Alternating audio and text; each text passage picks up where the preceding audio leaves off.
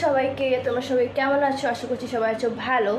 আমি আজকে সকাল থেকে এখন বাজে 9টা। এখন আমি ব্লগটা স্টার্ট করার কারণ একটাই, আমার খুবই শরীর খারাপ। কারণ আমার বলতে পারছি না, আমার গলা সব বসে আছে, সব মাথা ব্যথা ভার হয়ে আছে।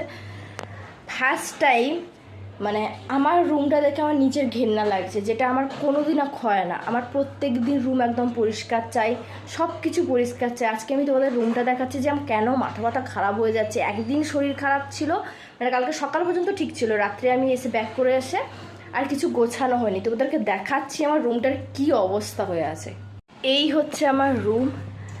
এই টেবিলটা সবসময়ের জন্য পরিষ্কার থাকে। তারপর ভেতরের অবস্থাটাও খুবই খারাপ, যেটা আমাকে পরিষ্কার করতে হবে যতই শরীর খারাপ থাকুক। বিছানাটাও আমি ঠিক মতন তুলিনি, কাল থেকেই সেম বিছানায় পড়ে আছি।